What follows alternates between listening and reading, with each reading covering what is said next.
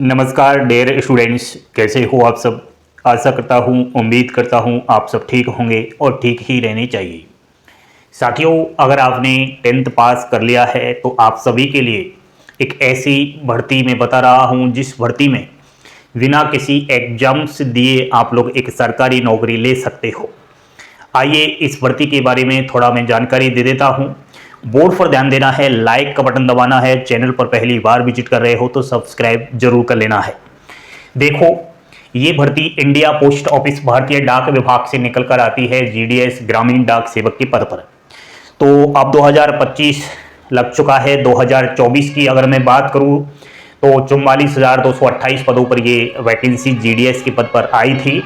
इसकी 6 last merit list आई हुई है। अब इस भर्ती का प्रोसेस स्टॉप हो चुका है, खत्म हो चुका है। वो 31 दिसंबर 2024 तक था। अब कोई लिस्ट नहीं आएगी इस भर्ती की। तो अब क्या होगा, यानी कि ये 44,228 जो वैकेंसीज निकाली थी 2024 में, अगर ये पूरी नहीं भरी होंगी तो इनको प्लस किया जाएगा और फिर अभी जो लेटेस्ट वैकेंसीज आ रही है इसी माह, उसमें ले लिया जाएगा। तो साथियों, यहाँ पर अगर इस वाली भर्ती में किसका चयन हो चुका है, चाहे वो 5th लिस्ट हो, चाहे वो 6th लिस्ट हो, चाहे वो 4th लिस्ट हो, आप सभी को याद रखना है आपका फर्स्ट और सेकंड डॉक्यूमेंट वेरिफिकेशन की लास्ट डेट 14 जनवरी 2025 है। बिल्कुल आप अपने अपने मोबाइल के जो मैसेज है उनको चेक कर लीजिए, ईमेल आईडी को चेक कर लीजिए। डिपार्टमेंट ऑफ पोस्ट के द्वारा प्रत्येक डिवीजन वाइज आप लोगों के पास मैसेज भेजा गया है।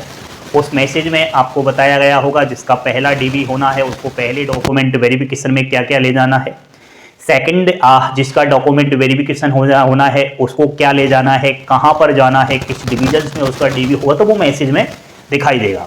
बाकी मैं थोड़ा आपको यह बता देता हूँ, ये सेकंड डॉक्यूमेंट वेरिफिकेशन का मैसेज है कुछ इस तरीके का, ठीक है। तो ऐसा आपके पास मैसेज आ गया होगा।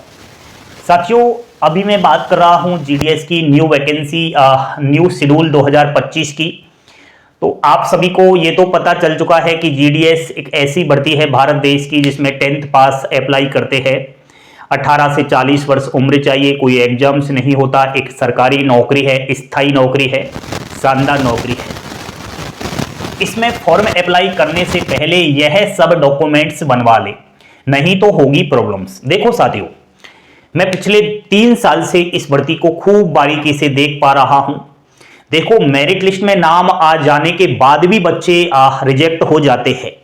कारण यह होता है कि जब वो वेरिफिकेशन करवाने जाते हैं अपने डॉक्यूमेंट्स, अपने कागजों को लेकर के, तो उस वजह से वो रिजेक्ट हो जाते हैं। डॉक्यूमेंट्स में कुछ कमियां होती है, कागज में कुछ दिक्कतें होती है।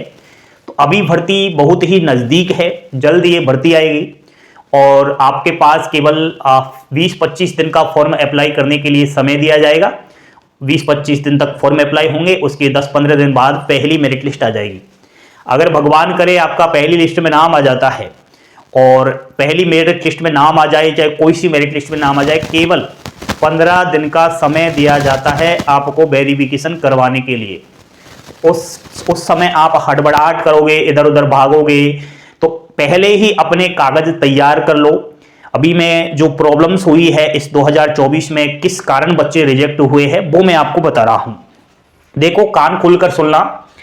अगर आप लोग ईडब्ल्यूएस वर्ग से आते हो तो आपको सर्टिफिकेट बनवाना है अपनी आय का, ठीक है, जिसे कास्ट सर्टिफिकेट आप लोग कह सकते हो। ये बेहद ही जरूरी है आप लोगों के लिए।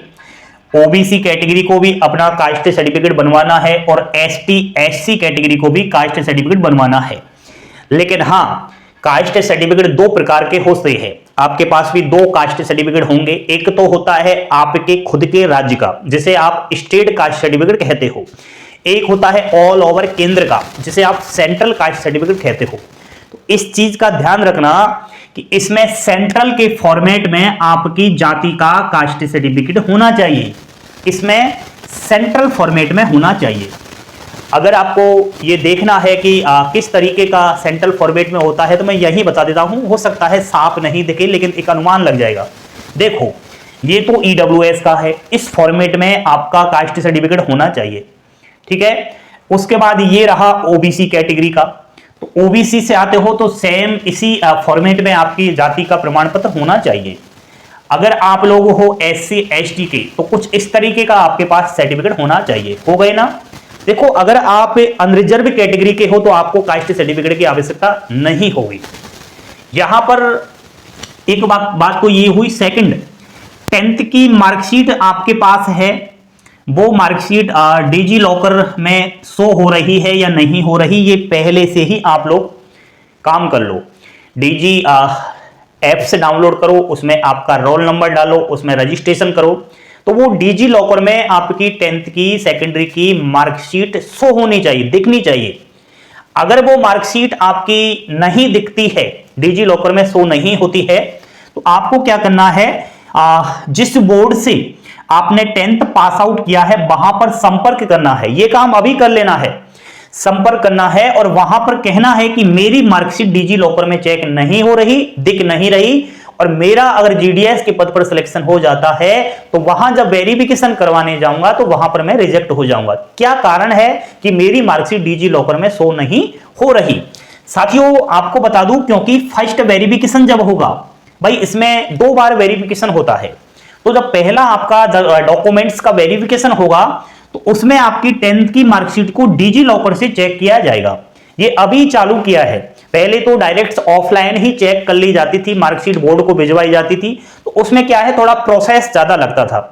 भाई जिस सर्किल से, जिस डिवीजन से आप लोगों का सिलेक्शन हुआ है, डिवीजन उस मार्कशीट को आपके बोर्ड के पास भेजता था, बोर्ड फिर वेरीफाई करके भेजता था, तो बड़ा टाइम लग जाता था।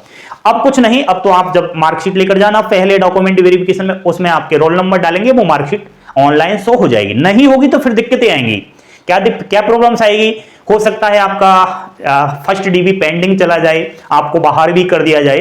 ठीक है, तो अपने आप से आप रेडी रहो, सारे काम रेडी रखो। ठीक है, और एक चीज का प्यारे बच्चों को ध्यान रखना है, बहुत ही ये इंपोर्टेंट बात है आपके जीवन के लिए, कि फर्जी मार्कशीट के चक्कर में बिल्कुल भी नहीं पड़ना है। पहले ही 2023-2024 में मैंने खुद ने देखा है कि इतने सारे स्टूडेंट्स पकड़े गए हैं जो पूछो ही मत।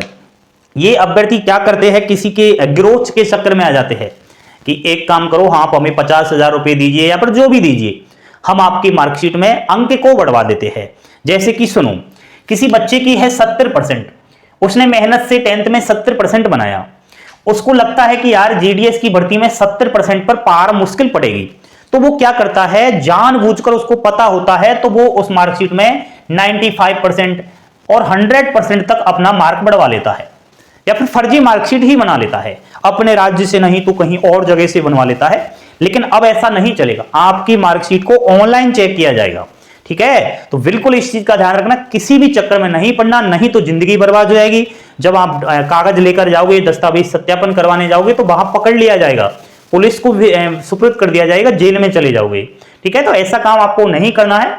अब ये भर्ती का प्रोसेस की आपको मैं बताऊं, न्यू वैकेंसी, देखो भाई अभी इसका काम ये हो रहा है, 14 जनवरी के समथिंग ये पूरा हो जाएगा, तो सबको डिपार्टमेंट ऑफ पोस्ट को सर्किल वार ये पता चल जाएगा कि अब कितनी कितनी वैकेंसीज अभी पेंडिंग है या फिर कितनी रिक्त है। तो उसका एक ब्यौरा बनेगा, एक डाटा बनेगा प्रत्येक सर्किल का, उस सर्किल के अंदर डिविजन्स का, डिविजन्स के अंदर BO HO S होगा। तो ये सारा काम जनवरी में हो करके और लास्ट इसी महीने में ये वैकेंसीज आपको देखने को मिलेगी और फॉर्म भी जल्द शुरू हो जाएंगे। तो बिल्कुल आप लोग रेडी रखो और भगवान पर भरोसा करो, क्योंकि इसमें कोई एग्जाम तो होता नहीं, किस्मत चलती है। अगर किसी की किस्मत हुई तो आपका सिलेक्शन हो जाएगा और एक सरकारी नौकरी लग जाएगी। ठीक है दोस्तों, बाकी इस न्यू वैकेंसी के जो नियुक्ति प्रक्रिया है उसमें भी कुछ मुझे लग रहा है कि कुछ बदलाव हो। अगर बदलाव हो जाता है तो आपकी कम परसेंटेज होने पर भी सिलेक्शन हो जाएगा। इस चैनल को आप सब्सक्राइब कर लीजिए, क्योंकि हमेशा भारत देश का नंबर 1 यूट्यूब चैनल है जो आपके भविष्य के बारे में, आपकी हर समस्या का समाधान करता है। बाकी तो इधर उधर से कॉपी पेस्ट हो रही है, आप थोड़ा ध्यान रखा करो। ठीक है दोस्तों, तो सच्चाई को परखो, हमारा सपोर्ट करो, लाइक शेयर सब्सक्राइब करो, हंसते खेलते मुस्कुराते रहो, यही जीवन के अंदर काम आएगा। थैंक यू, धन्यवाद। जय हिंद, जय भारत।